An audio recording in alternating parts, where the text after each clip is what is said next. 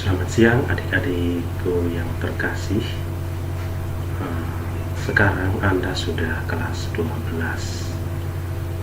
Walaupun kita sudah hampir 2 tahun tidak pernah bertatap muka, tapi syukur kepada Tuhan karena sampai hari ini adik-adik masih diberi kesehatan oleh Tuhan.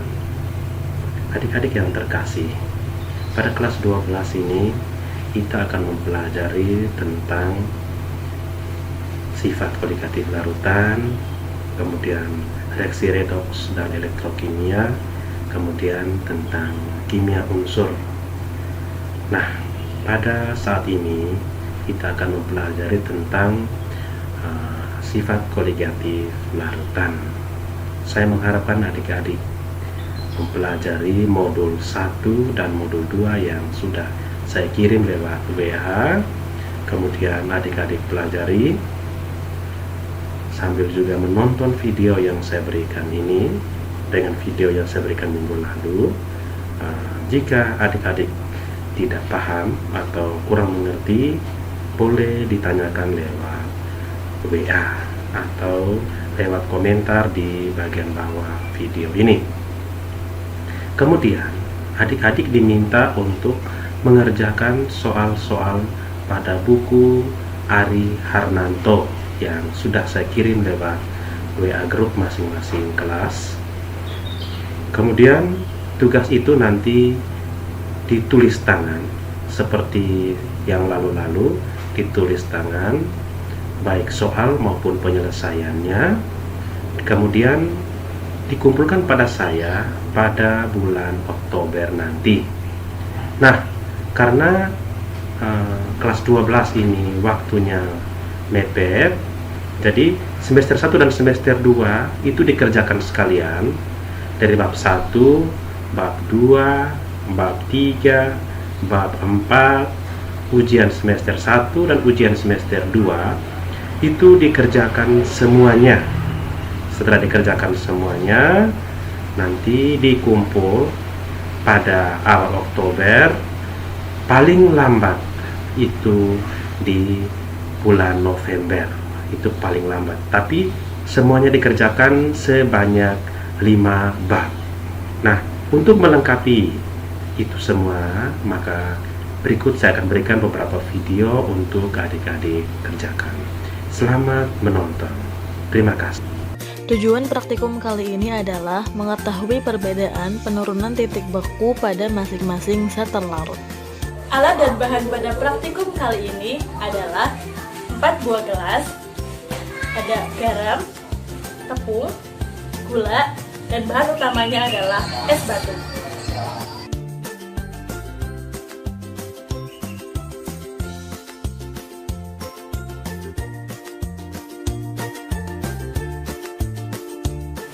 Langkah yang pertama, kita masukkan es batu ke dalam masing-masing gelas dengan takaran yang sama.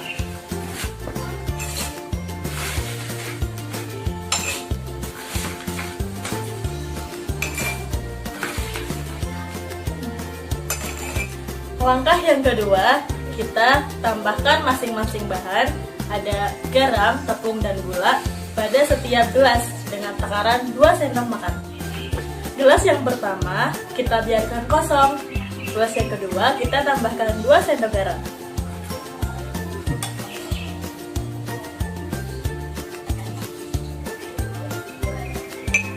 Gelas yang kedua kita tambahkan 2 sendok tepung.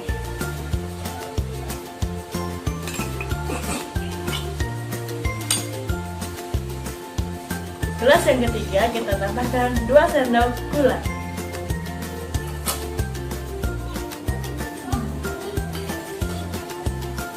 Kemudian kita diamkan kurang lebih 15 menit dan amati manakah dari masing-masing bahan yang paling cepat mencair.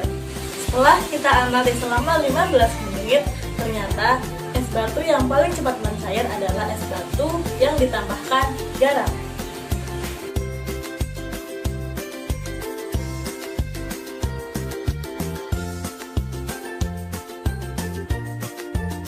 Tabel pengamatan perlakuan pertama es batu tanpa perlakuan lambat mencair. Perlakuan kedua, es batu ditambah garam paling cepat mencair. Perlakuan yang ketiga, es batu ditambah tepung akan lambat mencair. Dan perlakuan yang keempat, es batu ditambah gula akan lambat mencair. Kenapa bisa garam? Nah, pembahasannya yaitu ketika es dicampur dengan garam, sebagian membentuk air garam dan es secara spontan terlarut dalam air garam. Akibatnya, air garam semakin banyak. Di dalam segumpal es, air terstruktur membentuk tatanan geometrik yang tertentu dan kaku. Tatanan yang kaku ini rusak ketika diserang oleh garam. Maka, molekul-molekul air selanjutnya bebas bergerak kemana-mana dalam wujud cair. Garam yang ditambahkan es batu akan dapat menurunkan titik beku es batu. Karena itu, es batu dengan adanya garam akan lebih cepat mencair daripada es batu tanpa adanya garam. Es batu tanpa adanya garam akan tetap mencair akibat panas yang berasal dari lingkungan. Panas ini juga mempengaruhi mencairnya es batu dengan garam. Akibatnya, air yang ada di dalam gelas yang berisi es batu dan garam lebih banyak daripada gelas yang berisi es batu tanpa adanya garam, seperti gula dan tepung. Nah, kesimpulan pada praktikum sederhana kali ini adalah penurunan titik beku pada setiap zat terlarut berbeda-beda. Pada larutan elektrolit, penurunan titik bekunya lebih tinggi daripada larutan non-elektrolit. Dan pada contoh praktikum kali ini, larutan elektrolitnya adalah garam. Pertama, di negara-negara bersalju seperti Austria, dilakukan penaburan garam, contohnya garam CaCl2, untuk mencairkan salju di jalan raya, sehingga pengguna jalan dapat melintas dengan aman dan nyaman. Nah, pertanyaannya, kenapa hal ini dilakukan? Dan apa yang akan terjadi jika yang kita taburkan adalah zat lain? Kemudian yang kedua, pada saat kita memasak sayur, ketika kuah sayuran mendidih dan sayur dimasukkan, maka kuah akan berhenti mendidih. Nah, kenapa hal ini dapat terjadi? Berikutnya, tahukah teman-teman bahwa para pedagang es biasanya menaburkan garam dapur di tempat penyimpanan es? Nah, apakah fungsi penambahan garam pada proses tersebut? Ketiga peristiwa ini merupakan contoh aplikasi dari sifat koligatif larutan dalam kehidupan sehari-hari. Lalu, apa sebenarnya yang dimaksud dengan sifat koligatif larutan? Sifat koligatif larutan adalah sifat larutan yang tidak bergantung pada jenis zat terlarutnya, melainkan bergantung pada konsentrasinya. Nah, sifat koligatif larutan ini meliputi 4 sifat, yaitu penurunan tekanan uap, kenaikan titik didih, penurunan titik beku, dan tekanan osmotik. Untuk memahami konsep penurunan tekanan uap, mari kita perhatikan ilustrasi berikut ini. Pada saat kita memasak air dalam wadah tertutup, terjadi perubahan wujud air dari fasa cair menjadi gas dengan reaksi H2O liquid menjadi H2O gas. Nah, karena proses pemanasan terjadi dalam wadah tertutup, maka uap air yang terbentuk tidak dapat keluar dari sistem sehingga mengembun atau kembali menjadi air berfasa cair dengan reaksi H2O gas menjadi H2O liquid. Nah, kedua proses ini terjadi bersamaan hingga tercapai reaksi kesetimbangan atau reaksi dua arah antara H2O liquid menjadi H2O gas. Nah, tekanan uap yang ditimbulkan pada saat tercapainya kondisi kesetimbangan inilah yang kemudian disebut dengan tekanan uap. Pertanyaannya, bagaimana jika ke dalam air kita masukkan zat terlarut, misalnya gula? Apakah akan berpengaruh terhadap tekanan uap jenuhnya? Nah, penambahan gula ke dalam air akan menghalangi pergerakan molekul-molekul air untuk menguap dan menyebabkan tekanan uap jenuh larutan menjadi lebih rendah daripada tekanan uap jenuh air atau pelarut murni. Dari ilustrasi ini, dapat kita simpulkan bahwa penambahan zat terlarut dalam suatu larutan akan menurunkan tekanan uapnya, sehingga tekanan uap larutan yang dilambangkan dengan P lebih rendah daripada tekanan uap pelarut murni yang dilambangkan dengan P0. Berikutnya selisih antara tekanan uap pelarut murni dengan tekanan uap larutan disebut dengan penurunan tekanan uap yang dilambangkan dengan delta P, dan secara matematis dapat dituliskan delta P sama dengan P0 dikurang P. Selanjutnya, pengaruh konsentrasi zat terlarut terhadap penurunan tekanan uap dapat dijelaskan dengan hukum Raoult, di mana tekanan uap larutan sama dengan fraksi mol pelarut dikali tekanan uap pelarut murni. Kemudian, karena fraksi mol sama dengan mol pelarut dibagi mol total, yaitu mol pelarut ditambah mol zat terlarut, maka persamaan ini dapat kita turunkan menjadi tekanan uap larutan sama dengan mol pelarut dibagi mol total, yaitu mol zat terlarut ditambah mol pelarut dikali tekanan uap pelarut murni. Nah, selanjutnya, apabila diturunkan ke dalam rumus penurunan tekanan uap, maka akan diperoleh persamaan penurunan tekanan uap sama dengan tekanan uap pelarut murni dikali fraksi mol zat terlarut. Kemudian karena fraksi mol zat terlarut sama dengan mol zat terlarut dibagi mol total, maka persamaan ini dapat kita turunkan menjadi penurunan tekanan uap sama dengan tekanan uap pelarut murni dikali mol zat terlarut dibagi mol total, yaitu mol zat terlarut ditambah mol pelarut. Nah, persamaan ini berlaku untuk larutan non-elektrolit seperti larutan gula dan larutan urea. Lalu, bagaimana dengan larutan elektrolit? Diingat bahwa zat elektrolit kuat seperti NaCl memiliki derajat ionisasi 1, yang artinya dapat terurai sempurna dalam air menjadi ion-ionnya. Kemudian, untuk zat elektrolit lemah memiliki derajat ionisasi lebih besar dari 0 tetapi kurang dari 1, yang artinya dapat terion sebagian dalam air. Sedangkan untuk zat non-elektrolit memiliki derajat ionisasi 0, yang artinya tidak dapat terion dalam air. Nah, berdasarkan hal ini, terlihat bahwa semakin elektrolit suatu zat terlarut, maka akan semakin banyak partikel zat terlarut yang akan menghalangi air untuk menguap, sehingga tekanan uap larutannya akan semakin rendah.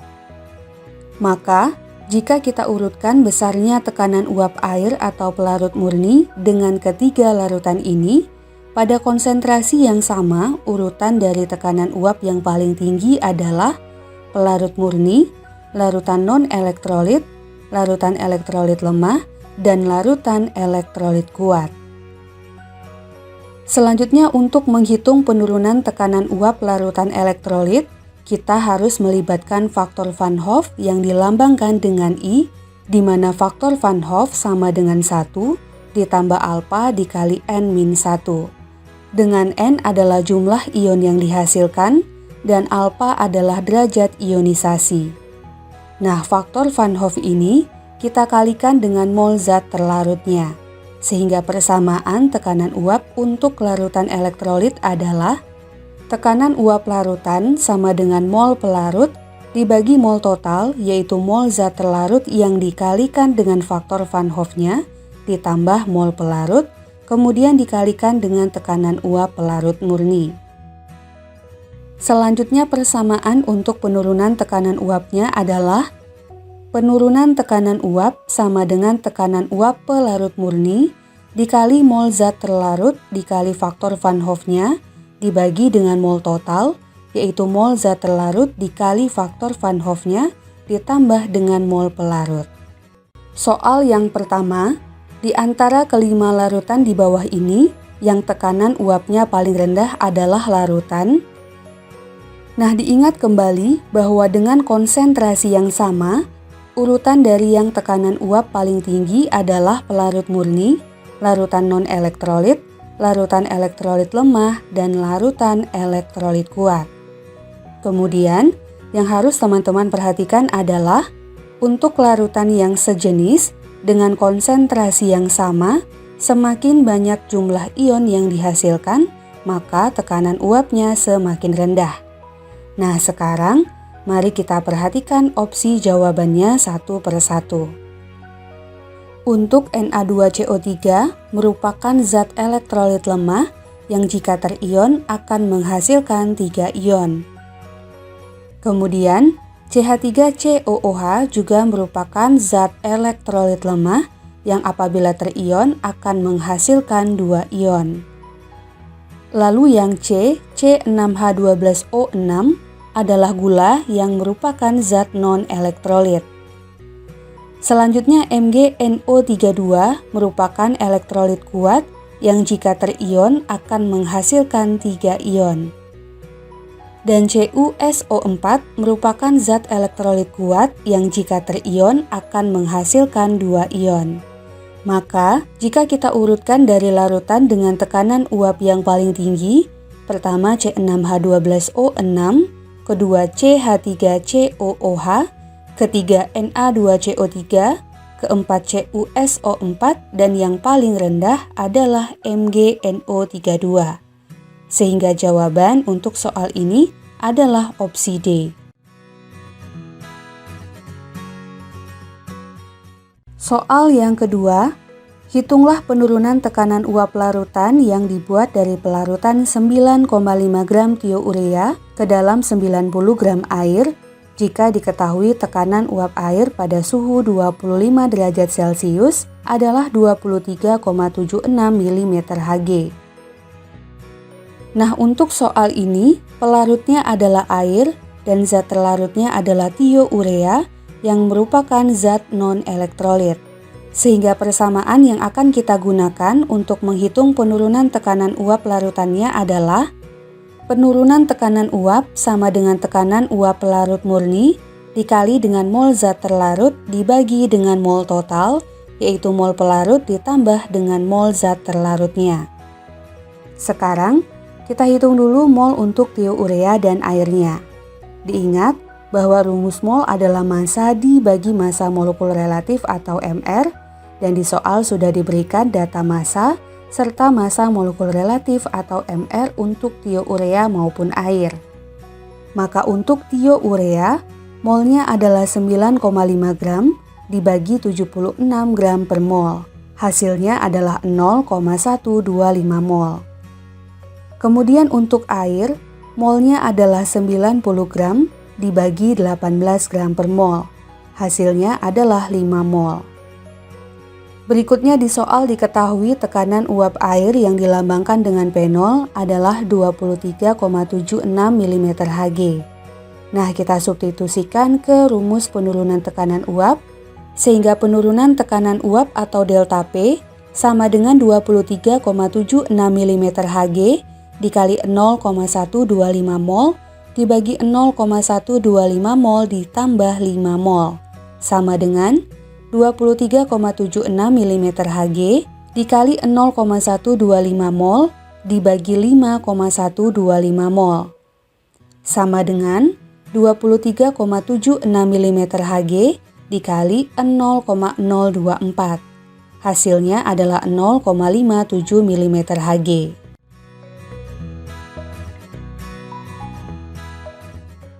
Soal yang ketiga, hitunglah tekanan uap larutan yang dibuat dengan mencampurkan 4 gram NaOH dalam 100 gram air jika diketahui tekanan uap air adalah 20 mm Hg. Nah, untuk soal ini pelarutnya adalah air dan zat terlarutnya adalah NaOH yang merupakan zat elektrolit kuat. Sehingga tekanan uap larutannya kita tentukan dengan persamaan tekanan uap larutan atau P sama dengan mol pelarut dibagi mol pelarut ditambah mol zat terlarut dikali faktor Van Hoff-nya dikali dengan tekanan uap pelarut murni.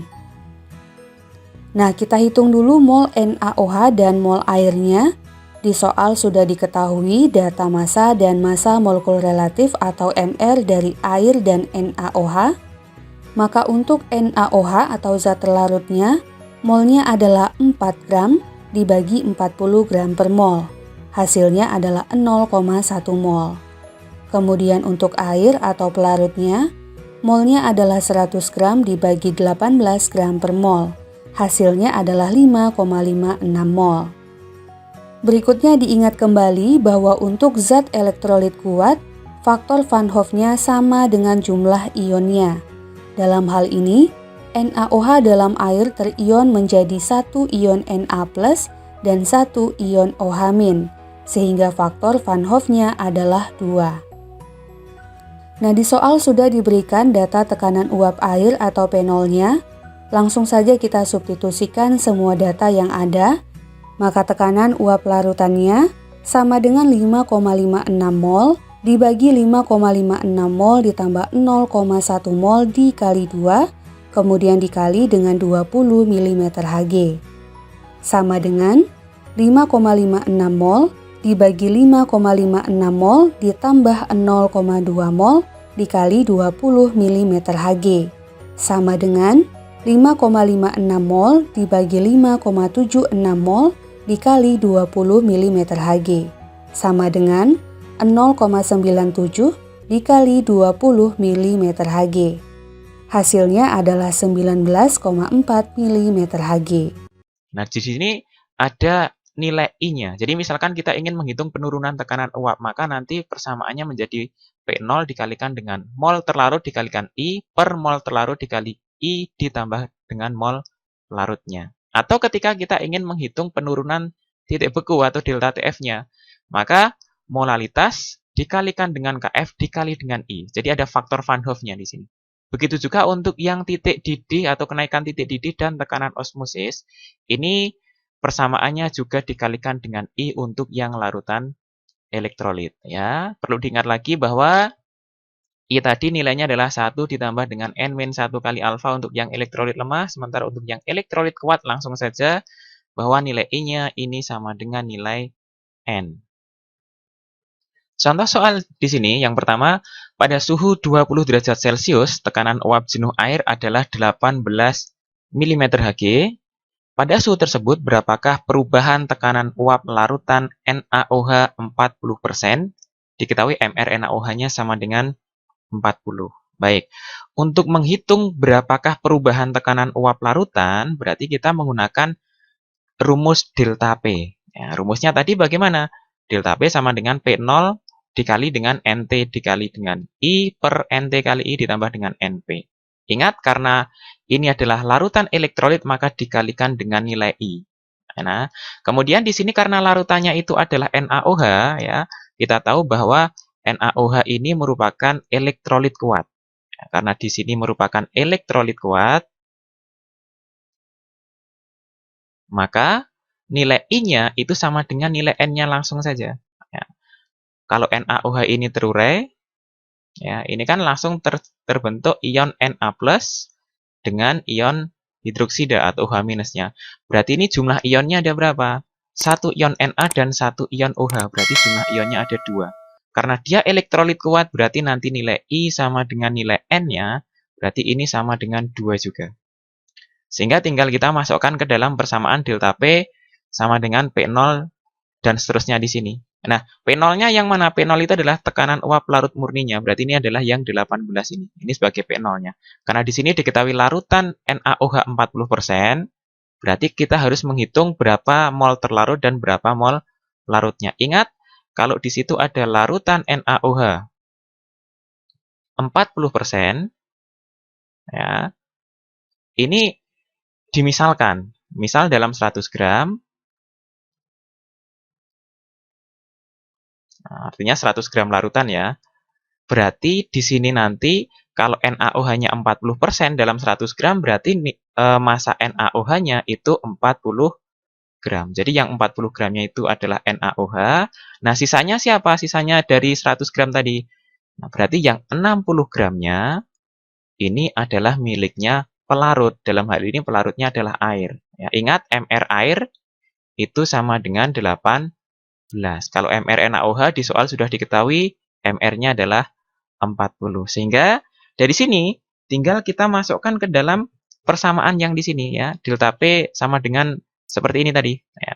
Maka kita masukkan saja, berarti P0-nya di soal itu sudah ada, nilainya sama dengan 18, dikalikan mol terlarut dikali I. Ingat, mol kalau di situ diketahui massa, ya ini ada 40 gram dan 60 gram, mol ini rumusnya sama dengan gram dibagi dengan mR. Karena di sini zat terlarutnya adalah 40 gram, berarti mol terlarutnya adalah 40 dibagi dengan mR-nya. mRNaOH di soal sudah diketahui 40, ya kan? Dikali dengan I-nya. I-nya tadi di sini nilainya sama dengan 2. Dibagi dengan mol terlarut dikali I lagi. Berarti nanti 40 dibagi dengan 40 dikali dengan 2 ditambah pelarutnya adalah air. Berarti air tadi di sini sudah diketahui 60 gram ya. Kemudian dibagi mR, air itu adalah 18.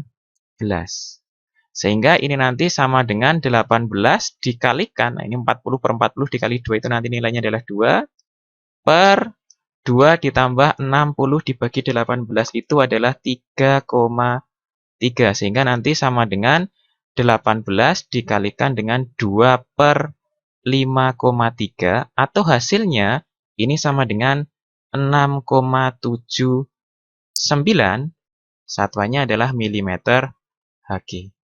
Nah, seperti ini. Nah, ini adalah penurunan titik beku, penurunan tekanan uap dari soal yang contoh nomor 1.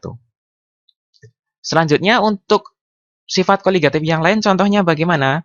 Kita masuk ke contoh yang kedua. Di sini hitunglah titik didih dan titik beku larutan 9,8 gram H2SO4 yang dilarutkan dalam 500 gram air jika diketahui H2SO4 terurai hanya 90% saja di sini. Artinya berarti di sini H2SO4-nya tidak elektrolit kuat. Artinya yang terionisasi di sini hanya 90% saja. Artinya tidak sempurna ionisasinya. Dengan Kf adalah 1,86 dan Kb-nya adalah 0,52. Oke.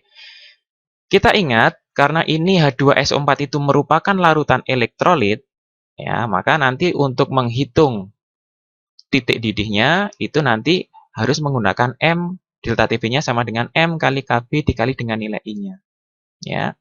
Nah, kemudian untuk menghitung titik bekunya bagaimana? Ya sama, delta TF sama dengan M kali Kf dikali dengan I juga di situ. Nah, kemudian untuk menghitung I-nya, karena di situ adalah H2SO4 tapi tidak terionisasi sempurna ya, di soal diketahui hanya terionisasi 90% saja. Maka untuk menghitung I-nya kita gunakan rumus yang I sama dengan 1 ditambah dengan N-1 dikali dengan alfa. N-nya adalah jumlah ion. Berapakah jumlah ion yang terurai dari H2SO4? Oke, kita tuliskan dulu.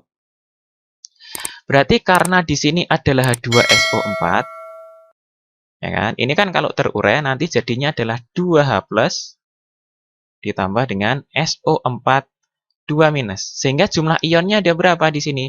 Ada 2 ion hidrogen ditambah dengan 1 ion sulfat. Sehingga total nilai N-nya itu sama dengan 3. Kalau sudah ketemu nilai N-nya sama dengan 3, kita masukkan ke persamaan untuk menghitung I di sini. Nah, di situ nilainya adalah 1 ditambah dengan N-nya, nah N-nya yang ini tadi sudah diperoleh 3 ya.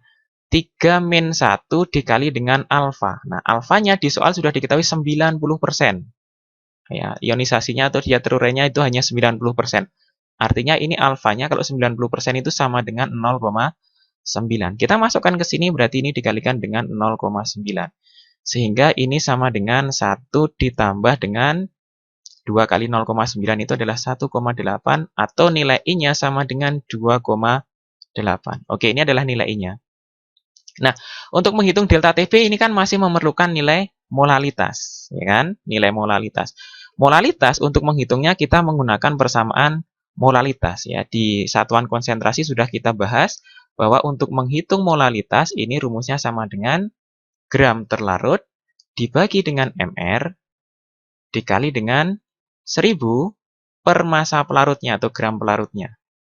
Karena di sini yang terlarut itu adalah H2SO4 dengan massa 9,8, langsung saja kita masukkan 9,8 dibagi MrH2SO4 sudah diketahui 98 dikali dengan 1000 per massa pelarutnya. Di sini dikatakan di soal itu adalah 500 gram air. Berarti ini sebagai gram pelarutnya. Kita masukkan ke dalam persamaan dibagi dengan 500. Sehingga ini nanti hasilnya itu sama dengan 0,2 molal.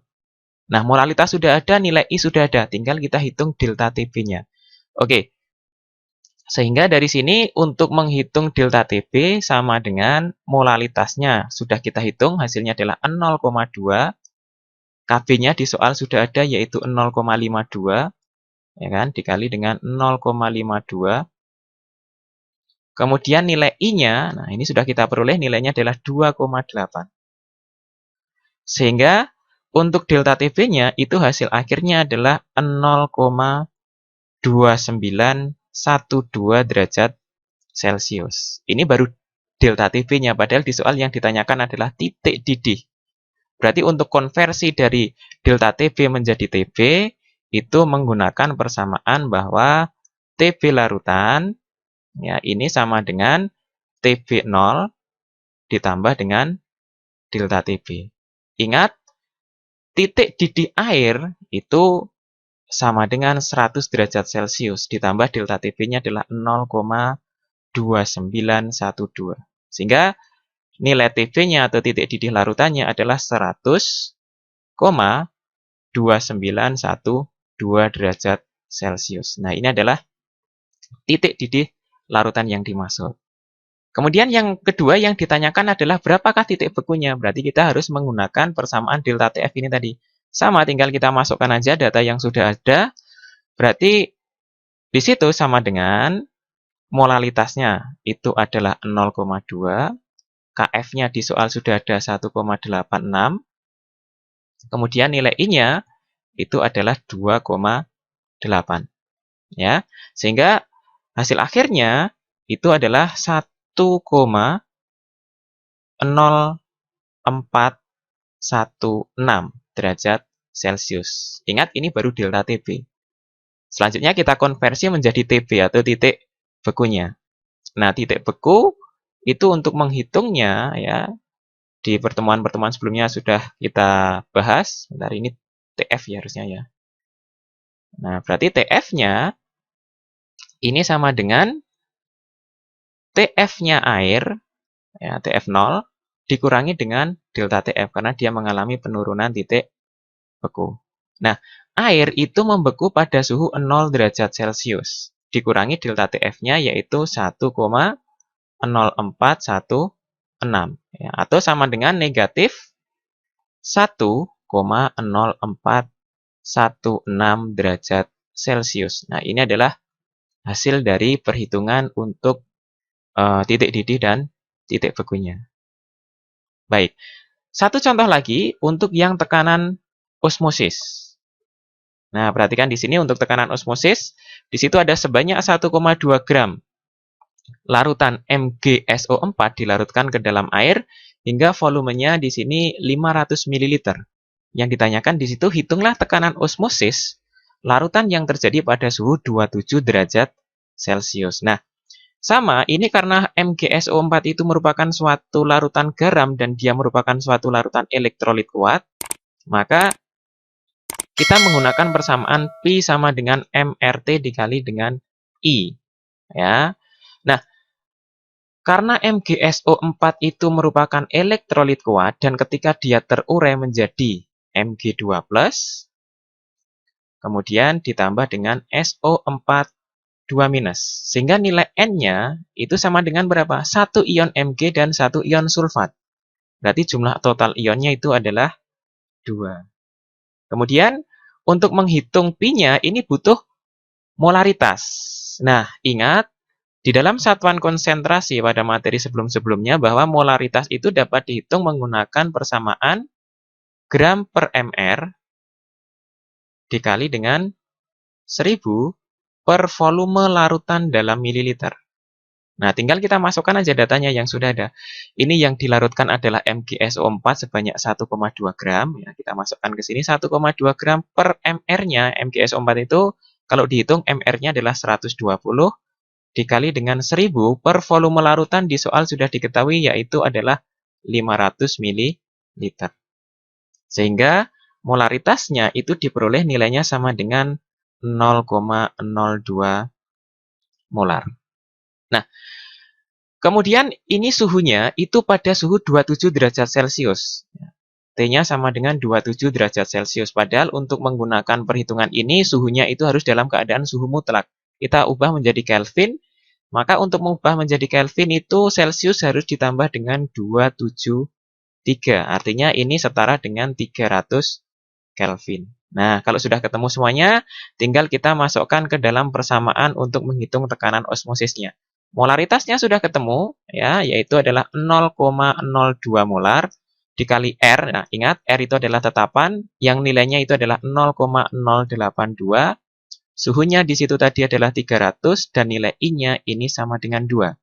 Sehingga hasil perhitungan dari tekanan osmosis ini setara dengan 0,984